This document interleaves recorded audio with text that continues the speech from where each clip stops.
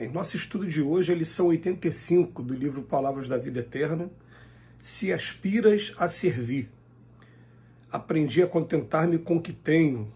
Paulo, na carta aos Filipenses, capítulo 4, versículo 11. Afirma-te no veemente propósito de servir, entretanto, para isso apresenta cláusulas diversas. Dispões de recursos próprios, contanto humildes, para a tarefa do socorro material. Contudo, esperas pelo dinheiro dos outros. Tens contigo vastas possibilidades para alfabetizar os necessitados de instrução, mas espera um título oficial que talvez nunca chegue. Mostras pés e braços livres que te garantem o auxílio aos irmãos em prova, entretanto esperas acompanhantes que provavelmente jamais se decidam ao concurso fraterno. Relacionas talentos múltiplos a fim de cumprires a abençoada missão de amor puro entre os homens. Todavia, esperas em família pelo companheiro ideal. Se acordaste para a cooperação com Jesus, recorda a afirmativa de Paulo. Aprendi a contentar-me com o que tenho. Quando o apóstolo escreveu essa confissão, estava preso em Roma. Em torno dele, o ambiente doloroso do cárcere, guardiães desalmados, companheiros infelizes, pragas e palavrões. Nem sempre pão à mesa, nem sempre água pura, nem sempre consolação, nem sempre voz amiga. No entanto, ao invés de desanimar, o pioneiro do Evangelho cede vida e força, serenidade e bom ânimo de si mesmo. Se aspiras a servir aos outros, servindo a ti mesmo, no reino do Espírito, não percas tempo na expectativa inútil, pois todo aquele que sente e age com Cristo vive satisfeito e procura melhorar-se, melhorando a vida com aquilo que tem. A mensagem hoje vem falar da prática da caridade, mas da prática da caridade material e da caridade moral, que muitos de nós a gente vai postergando por conta de alguns empecilhos, e inclusive tem alguns que Emmanuel deixou de relacionar, que a gente vai tomar o cuidado aqui de relacionar. Emmanuel relaciona em outras lições, porque também aprendemos isso com Emmanuel. Mas ele vem falar aqui, em primeiro lugar, falta de recurso próprio, a falta do dinheiro. A gente pode acrescentar aqui a falta de um emprego. Às vezes não é nem só a falta, né? Quando eu começar a trabalhar, eu vou começar a me dedicar a alguma atividade, sim. Então, os dois juntos. Depois ele fala capacidade de educação, de alfabetizar, mas que você espera um título, uma formação para que aquilo aconteça. Ou então depois ele fala, a pessoa tem a saúde plena para poder ajudar os irmãos, mas espera só quando tiver um acompanhante, não quer fazer a coisa sozinho. Depois ele fala aqui de relacionar talentos múltiplos e esperas em família pelo companheiro ideal. Então esse aqui é o ponto também que o Emmanuel tem uma lição que ele fala, se a pessoa é solteira, fala que vai ter que casar, se ela é casada, ela diz que ela tem a responsabilidade da família e não consegue fazer alguma coisa, trabalhar em alguma coisa. E é claro, assim, o aprendizado máximo aqui dessa vida que a gente está tendo aqui na Terra é o amar ao próximo a si mesmo como Deus nos amou. E nesse aprendizado, a gente só vai conseguir ter essa evolução nesse ponto quando a gente começar a tomar a iniciativa de a gente mesmo fazer a nossa parte. Não tem jeito. É uma coisa que só depois que permitiu fazer a primeira vez, vai sentir aquela diferença, vai sentir aquela coisa que a gente não sabe explicar como, e dali vai começar a tomar um caminho diferente para poder agora começar a buscar o progresso através da prática da caridade. Vamos lembrar que em que circunstâncias Paulo ele escreve. Vamos lembrar que Paulo ele tinha sangue romano, e até hoje no mundo, a pessoa que é italiano, filho de italiano, pode nascer em qualquer lugar do mundo que ele tem dupla nacionalidade, faz parte da cultura daquele país. Então o que acontece? O Paulo ele era judeu, mas ao mesmo tempo também tinha sangue romano, então ele tinha cidadania romana. Tem um momento que ele se converte, e quando ele se converte, ele primeiro fica 3 anos no deserto, estudando a si mesmo, para depois começar o que a gente conhece como as viagens de Paulo. As viagens por Antioquia, fundando as igrejas, Coríntios, Tessalonicenses, aquela parte toda que a gente conhece lá das cartas de Paulo.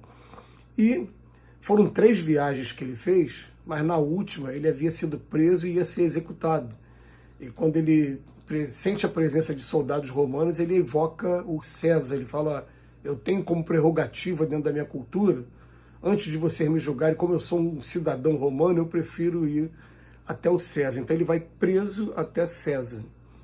E o Emmanuel faz questão de lembrar aqui que ele, naquele momento, ele não tinha água pura, comida, amigos do lado dele.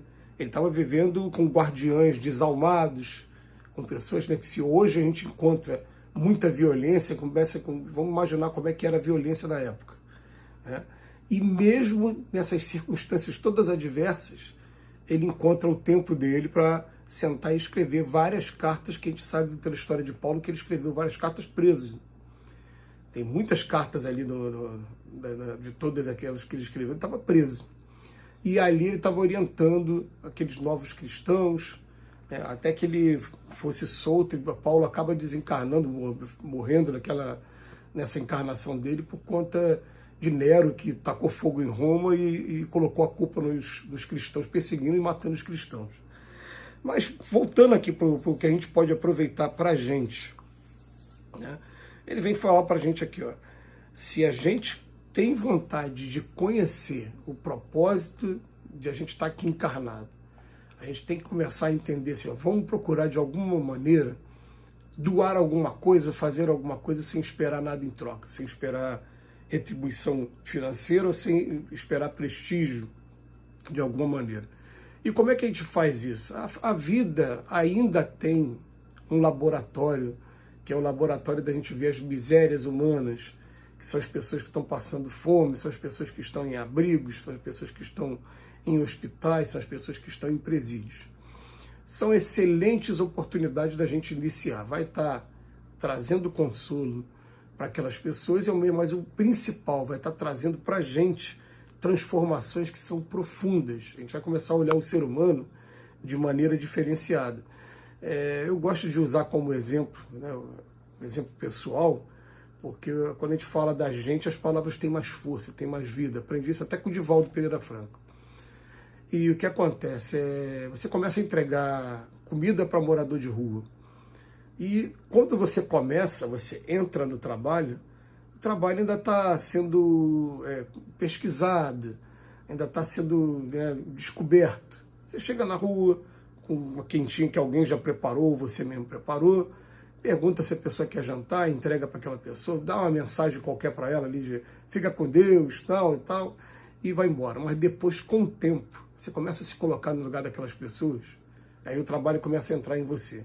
Você está sempre andando com um dinheirinho no bolso para poder estar comprando um lanche, alguma coisa para aquela pessoa.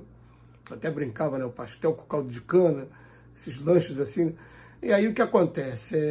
Com o tempo você nunca mais consegue ir a algum lugar e ficar em paz quando vê algum morador de rua.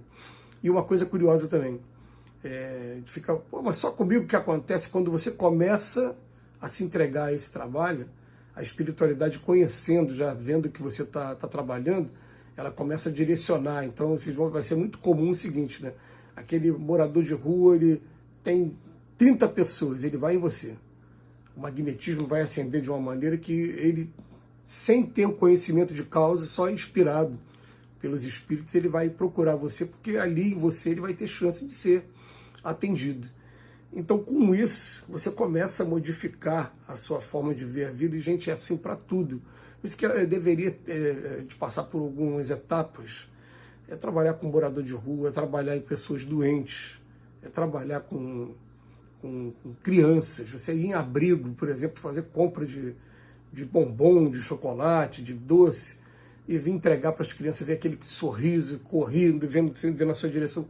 Não tem preço, não tem preço. Então, o principal beneficiado desses trabalhos acaba sendo nós.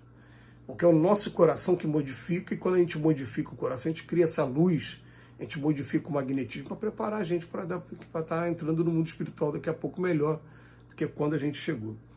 Que Jesus nos abençoe hoje e sempre.